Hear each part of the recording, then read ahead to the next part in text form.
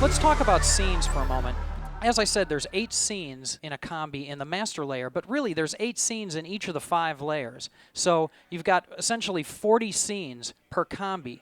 So if we go to the scene matrix page, you can sort of see over here that we've got 5 rows, 1 for each layer, and we've got the master layer on top. And so when I change the master scene, it selects a scene in each of the layers underneath it for the bass and the drums and everything else. But you can just go in and change the individual layers and mix and match all of these scenes. So, for example, in this groove, we've got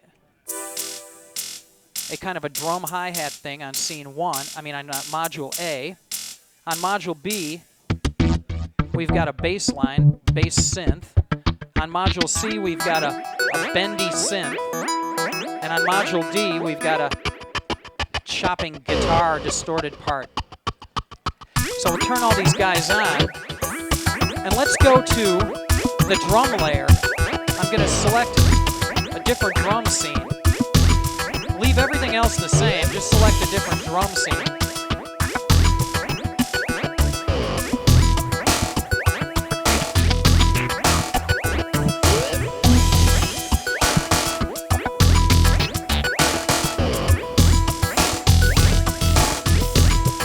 Go back to my original. So let's go to the bendy synth part and choose a different sound. We're in level C now.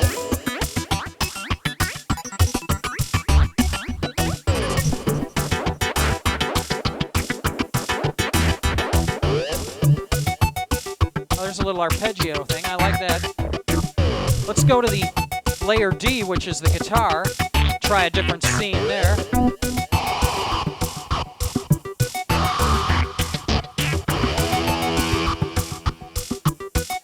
Where is it? Come on. How about this guy here?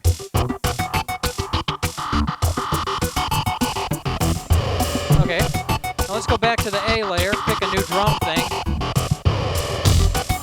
Go to the bass layer, pick a different scene here.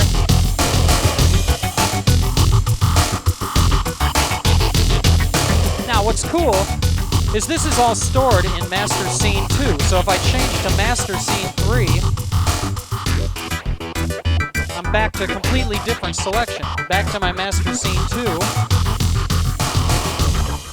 So if you take 5 layers times 8 scenes, that's 8 to the 5th power. So there's over 32,000 combinations of those 8 scenes that you could get out of one combi.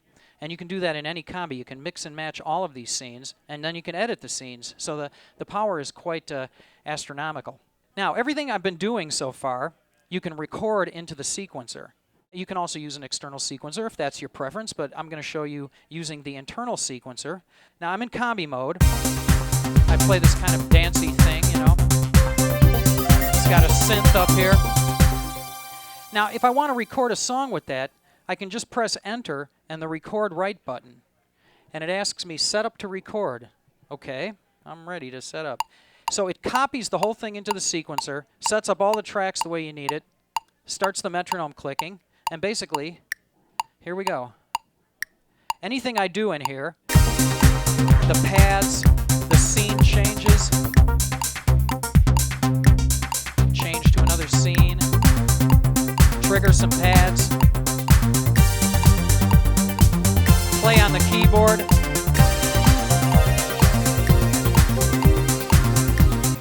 So all of that is recorded right there into the sequencer. There's my scene change. There's my next scene change. Here's a couple chords. Play on the keyboard.